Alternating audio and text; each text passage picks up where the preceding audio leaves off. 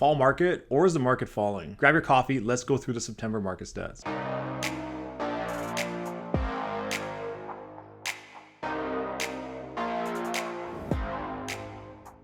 I'm Michael Ouzas, I'm a realtor in the Greater Toronto area, and in this video, we're gonna go through the September market stats.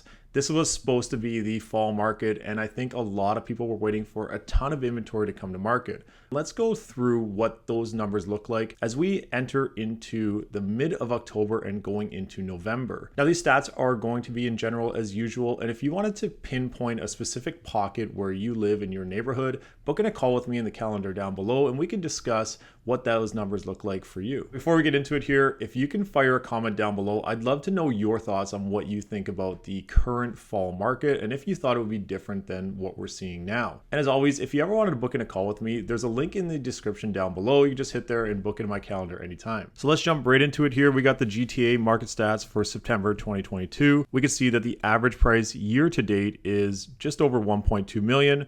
And number of sales is actually down 35.4% year to date. Average days on market, 14 days. That's up about 7% year to date. And the average price, as we can see here, year over year is down about 4% from just over 1.13 million to just under 1.1 million. This is a number we're going to be paying attention to a lot today, and it's the months of inventory. And we can see we're at 2.69 for all home types. As we jump into the Toronto specific stats, we can see that the average price year to date is up about 10.5%, but the year over year number is down about 2.6%. Number of sales down 30%, and the average days on market down about 6%. Months of inventory at just over 3 months. So as we jump into the monthly sales data, we can see here September 2021, there was about 9,000 sales, and that continued to climb in October and November, and then just kind of treaded pretty softly through December, January, and rose in February and March. And we've been on a straight decline since, more or less. And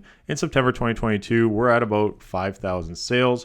This is where you see in the media where it says sales plummet in Toronto, and this is where that number is coming from. Active listings was 9,000 September 2021. And here in December and January, we can see how low these numbers of active listings got to, which we'll talk about in a second in the months of inventory. We're up to about 13,000 active listings here in September 22, and this is bringing us back in line to where we should be. We're still a bit low compared to a couple years ago, but overall, we're seeing a lot more active listings. Let's jump into months of inventory here, and we can see we had a 1 month of inventory in September. That means that if every home sold that was for sale, we'd be out of properties in about a month, and that number continued to decline through the winter months. And we can see here, this is when the prices started to increase, and we were down to, half a month in December and hovered about 3/4 of a month in January, February. That number continued to rise as we keep going through the year. And we can see here, we had a high in July at 3.12 months of inventory, and we're about 2.69 right now. So as we get into 3 months of inventory, we're in a balanced market. So 1 to 3 months is a seller's market. Over 3 months to 5 months is a balanced market. And anything 5 months and beyond is a buyer's market. As we take a look at the average price, we can see here as the months of inventory was dropping, that became more competition for the homes that were available, and prices continued to rise. As the months of inventory started to climb, prices also started to drop. And of course, we have been talking about the interest rates. Those have continued to rise as well. So where does that bring us from 6 months ago? And I thought this was a great graph from the Toronto Real Estate Board. And all these stats are from the Toronto Real Estate Board, all these graphs. So we can see here from 6 months ago, back in March 2022, the Greater Toronto Area as a whole down about 17%. Dufferin down almost 20%, Durham down 22%, Halton down 18%, Peel down 19%, Simcoe down 19%, Toronto down 13%, and York down 16.3% from 6 months ago. Let's take a look from 12 months ago, and this is the year over year numbers and the percentage of increase for each region. Greater Toronto up about 4.2% as a whole, Dufferin up 3%, Durham up about 2%, Halton has totally given away any increase it's got since the last year.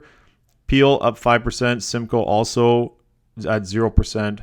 Toronto is at 5.2% and York 6.7%. Let's take a look at the average prices for each region here, and we can see September 22 where everything is at. 1 month ago, we can see prices dropped as a whole in the Greater Toronto Area and also dropped compared to 3 months ago, 6 months ago as well, and this was around where the peak was, and 12 months ago at just over 1 million. So year over year, just up a little bit. And each region is definitely different. And we can see here, as we mentioned, Halton is back to where it was 12 months ago, and so is the Simcoe area. Now, if we look at where things were 5 years ago, and of course there were some ups and downs along the way, especially in the last couple years in the city of Toronto, we could see here that prices still continue to increase over time. So let's take a look at Toronto as a whole, and we can see back in September 2020, the average price for a single family home was 1.3 million. That number got all the way up to 1.8 million in February 2022, and it's back to about 1.54 million here in September 2022. Now, that price is give or take the same as it was back in September 2021. For townhouses, about 730,000 in September 2020, hit a high of 995 in May 2022. As you look here at the September 2022 price of a townhouse, about 900,000 as a whole,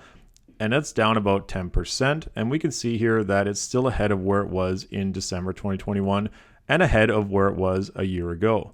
For condos, and this is something that we're going to pay attention to, especially as we get into the next slide, but September 2020 condos, 610,000 give or take, hit a high of around 840,000 in March and down to about 760 here in September. This brings us right back to where we were in January and a pretty decent amount ahead of where we were in September 2021. So let's dive into the core, and we can see here how much things fluctuate compared to other areas. And something to remember in the last couple of years is that Toronto downtown is the one that really took the biggest hit. Everybody was leaving the city, schools were closed, no one was coming into the city. September 2020, about 1.4 million. We can see here it hovered through December 2020, and then even in August 2021, not a big jump from December. And this is where a lot of the other markets were starting to take off.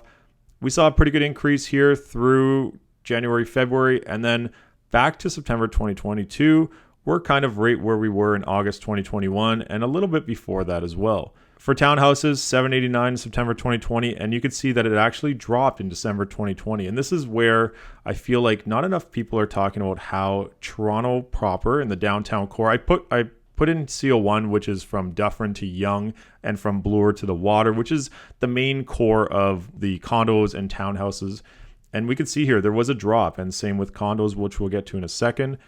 That number remained relatively flat and started to increase throughout the summer, and then just kind of hovered along here through September, and then started to increase through December 2021. We did see that high in April, and then we're back to September 2022, which brings us still ahead of where things were in December. So we're kind of in that January price range for townhouses, and we'll see the same thing here for condos. Condos about 650,000 on average in September 2020, and it dropped in December 2020. And this is where condos were at about 5 to 6 months of inventory. So there was a lot of condos on the market that weren't doing much. Rents were at an all-time low here, and it was really just a slow time for downtown Toronto condos. As the year started to progress, we could see here in September 2021, about 750,000 in December, 800,000, and that kept increasing here through February, March. And now we've given some of that away here in September 2022, but still ahead of where things were in December 2021.